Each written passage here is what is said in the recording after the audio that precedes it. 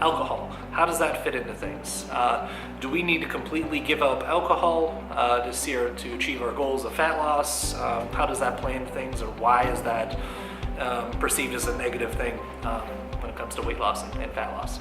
Most people think that it's just because of the calories in the alcohol that it's something that's frowned upon in trying to achieve a certain fat loss goal or muscle gain goal, or whatever it is you're trying to do.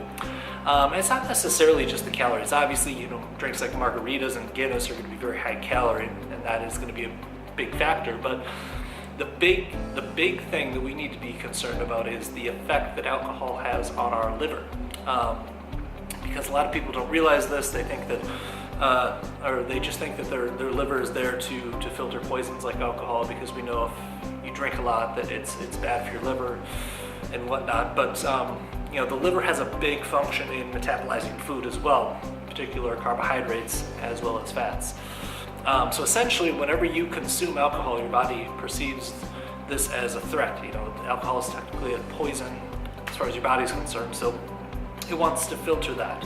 And that becomes its top priority whenever alcohol is introduced, is filtering that out of the body, as opposed to metabolizing food. So it's going to put that food metabolization process kind of on the back burner, more or less, and you're going to kind of hit pause on that metabolic process, which is not what we want. So it's pretty much like hitting pause on losing fat or gaining muscle. It's going to negatively impact protein synthesis a little bit for the period of time that you're digesting the alcohol.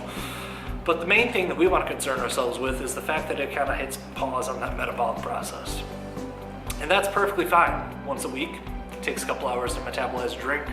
So if you have 1 to 3 drinks once a week, not a big deal. You essentially hit pause one evening out of the week, which is perfectly fine. If you start doing it 2 times a week, then that's a little bit more frequent, and you're going to hit pause on the process a little bit more frequently, and you're just going to progress a little bit slower. Now, since there's 7 days in a week, once we go past 3 nights a week, then more than half the time, 4 days a week, then you're going to be significantly slowing things down. And if you're going to have your nightly drink every night, you're pushing pause on the metabolic process, that's going to significantly impact how quickly you progress. So it's up to the individual to really kind of define how they want to weight certain elements of their life. What's your most important thing? Is it essential that you have a drink every couple of nights to kind of relax and take the edge off? Is that more important than achieving your goals? If it is, then keep that drink in there. We'll factor in the calories, we'll make it a part of your protocol, and just accept the fact that you're going to progress a little bit slower. Other people are just really gung-ho, which they want to progress quickly. And to do that, it would be in your best interest to probably limit it to once or twice a week at the most where you have your drinks. And then on top of that, we do want to factor in the calories. If you're looking at just a glass of wine or a light beer, it's about 100, 125, maybe 150 calories per beverage. Nothing huge. If you're looking at margaritas or Guinness, then you're up in the 200-300 calories per beverage range. So you've got to be really careful with your choice of beverages. I would always suggest a liquor mixed with a 0-calorie mixer of some sort. So a vodka diet, a vodka soda, whiskey diet, whiskey soda. White wine and red wines are typically going to be pretty low calorie, considering, and they do have some health benefits as well as far as the antioxidants that are in there. And I'd stay away from the really sugary stuff, stay away from the grenadine, stay away from the full calorie sodas as mixers. And then we would just want to take a look at how much are you going to be drinking on any particular day, and factor in the calories. So if we do that, and then we're okay with the fact that you're going to kind of hit pause on everything for a little bit, then you're going to be just fine and you're going to progress. Another thing we do when we get into that is we'd probably adjust the kinds of nutrients that are coming in around the time that you're drinking. So trying to stay away from the really starchy carbohydrates while you're drinking would be ideal.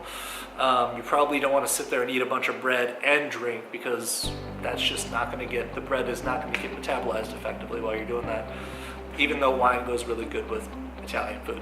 I hope that understanding a little bit of what's going on behind the scenes in your body when you're drinking and eating certain types of food, all that good stuff, I hope that understanding those processes brings a little bit more logic to why we're doing things a certain way, because we don't want to just label alcohol as bad and you can't drink ever if if you want to see some results. We definitely don't want to do that. We don't want to use the good and the bad labels. We just want to look at everything for what it is and realize that whether or not it's good or bad is all relative to what your goals are and how those goals are weighted with other aspects of your life. So, hope that all makes sense. Post questions in the video below. And if you've got any other questions about anything, whether it be alcohol, nutrition, fitness, fire away, and we'll post content on it.